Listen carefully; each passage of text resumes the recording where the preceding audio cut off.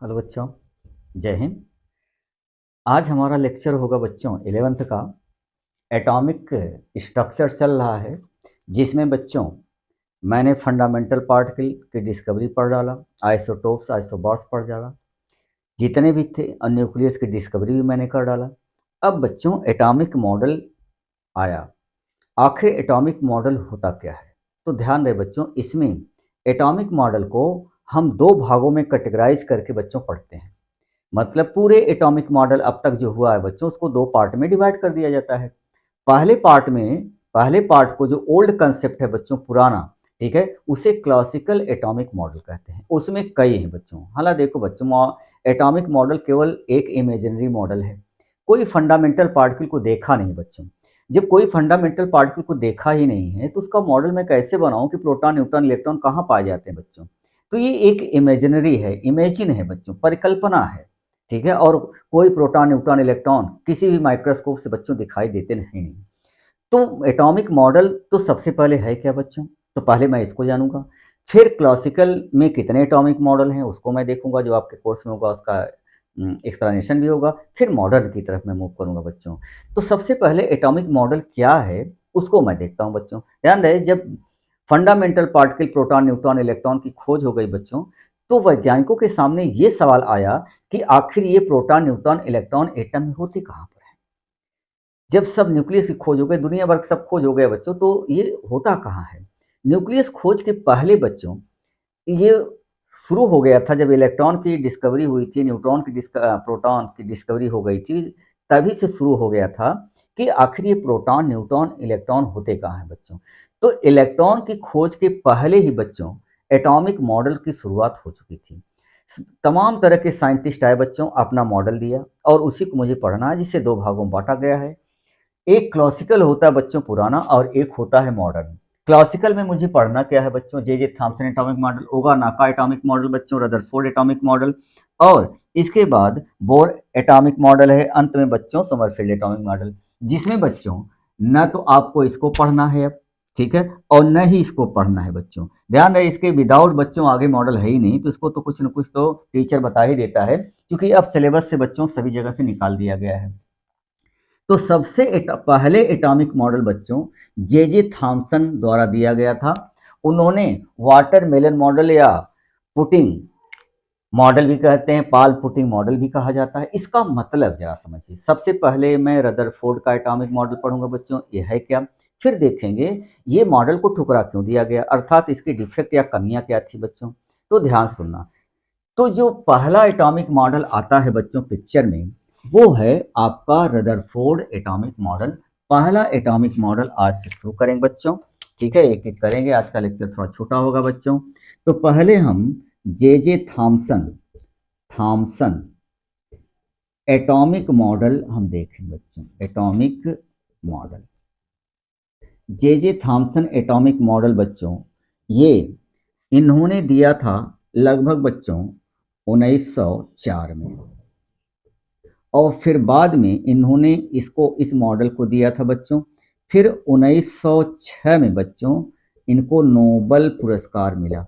अब ये है क्या बच्चों? जैसे नाम से ही लग रहा है बच्चों, वाटरमेलन मॉडल, खरबूजे का बच्चों, खरबूजा सभी बच्चे जानते हैं, ठीक है, तरबूजा बच्चों, सॉरी, तरबूजा, वाटरमेलन जो होता है, ठीक है। तो वाटरमेलन जो बड़ा सा होता है, तो अगर उसको आप काटिए बच्चों, तो आप देखेंगे जो मीजोकार्प लाल रंग का होता है, इसको आप खाते हैं, और उसमें बच्चों काले काले बीज धसे होते हैं। ठीक इसी प्रकार से कोई एटम बच्चों गोलाकार होता है।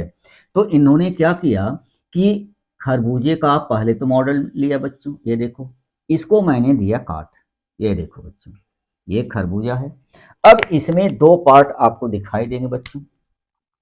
एक तो ये पॉजिटिव चार्ज है बच्चों, जिसको प्रोटॉन था, प्रोटॉन की डिस्कवरी उस समय हो गई थी बच्चों। इस प्रकार से प्रोटॉन है, और इसमें बीच बीच में बच्चों, जैसे बीज काले काले रंग के धसे होते हैं, तो यहाँ पर बच्चों बीच बीच में नेगेटिव चार्ज अर्थात इलेक्ट्रॉन बच्चों इस प्रकार से इसके अंतर्गत धसे होते हैं। तो यहाँ पर बच्चों जो रेड पार्ट आपको दिखाई दे रहा है बच्चों, ये है आपका मीजोकार्प बच्चों। मीजोकार्प कहते हैं जिसको आप खाते हैं, और यहाँ पर ये पॉजिटिव चार्ज दिया गया है, जिसे प्रोटॉन कहते हैं बच्चों। और जो ब्लैक आपको मार्किंग लग रहा है बच्चों, ये आपका सीड है, और इस सीड को इलेक्ट्रॉन माना गया है बच्चों। क्या माना गया है? इलेक्ट्रॉन बच्चों। और ये आपका है बच्चों वाटरमेलन। क्या है? वाटरमेलन। तो जिस प्रकार से वाटरमेलन में, ठीक है, मेसोकार्प पूरे वाटरमेलन में छिटका होता है बच्चों, और बीच बीच में सीड धसे होते हैं, ठीक उसी प्रकार से कोई भी एटम होता है बच्चों जो 10 मीटर के रेंज में होता है, और उसमें सारे जगह पर बच्चों प्रोटॉन छिटके होते हैं, बीच बीच में इलेक्ट्रॉन धसे होते हैं, इसीलिए बच्चों पुडिंग मॉडल कहा जाता है। जैसे आपने फर्श पर देखा है बच्चों, तो काले काले धब्बे होते हैं पूरे ग्राउंड में, तो ठीक है, फर्श पर ठीक उसी प्रकार से, या वाटरमेलन को देखो बच्चों, ठीक है। तो इसको अगर मैं एटॉमिक स्ट्रक्चर में डालूं बच्चों, तो आप देखेंगे कि इस प्रकार से बच्चों ये आपका एटम है, ये गोलाकार है बच्चों, एटम है, और एटम 10⁻⁻10 मीटर के रेंज में है बच्चों। अब इसमें इलेक्ट्रॉन बच्चों इस प्रकार से धसे हैं, और इसमें जो प्रोटॉन होते हैं बच्चों, वो पूरे एटम में फैले होते हैं। तो ये देखो बच्चों, ये रेड लाइन से मैंने प्रोटॉन को दिखाया है, ये प्रोटॉन सभी जगह बच्चों फैले हुए हैं, बीच बीच में इलेक्ट्रॉन क्या होते हैं बच्चों? धसे होते हैं, ठीक है। तो ये जो आपके हैं बच्चों, ये हैं आपके प्रोटॉन, और ये जो ब्लैक वाला पार्ट वो है बच्चों, वो आपके हैं इलेक्ट्रॉन। यही आपका बच्चों रदरफोर्ड एटॉमिक मॉडल है, और इस डिस्कवरी पर इनको 2006 में बच्चों नोबेल पुरस्कार भी दिया गया। अब इसी को कहते हैं बच्चों एटॉमिक मॉडल रदरफोर्ड का। अब इनकी क्या कमियां थी बच्चों, उसको हम अभी देखते हैं। तो चलिए बच्चों फटाफट ले लीजिए इसका स्क्रीनशॉट, इसके बाद मैं आगे आता हूँ, ले लीजिए।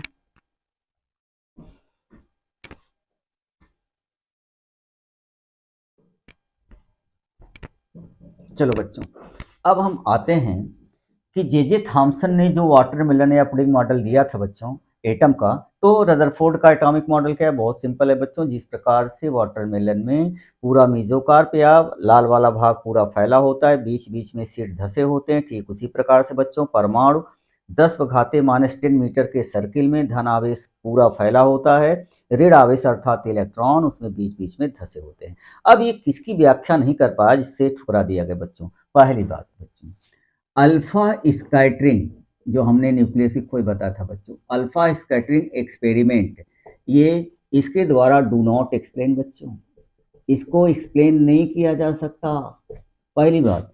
दूसरी बात यह है बच्चों कि कोई भी एटम होता है, अब उसमें पॉजिटिव और नेगेटिव चार्ज एक साथ रहते हैं, ये इसकी व्याख्या भी नहीं कर पाता बच्चों, ठीक है। तो यहाँ पर positive and negative charge together, दोनों साथ साथ हैं बच्चों, कैन नॉट एक्सप्लेन बच्चों, ये इसके द्वारा एक्सप्लेन नहीं किया जा सकता। तीसरी बात यह है बच्चों, कोई भी एटम कोई कैटायन इलेक्ट्रॉन को त्याग करके कैटायन बनाता है, इलेक्ट्रॉन को गेन करके एनायन कैसे बनाता है, इसकी व्याख्या भी नहीं करता बच्चों। Do not explain, do not explain formation of, formation of ions बच्चों, आयंस क्यों बन जाते हैं, इसकी व्याख्या भी ये नहीं करता बच्चों।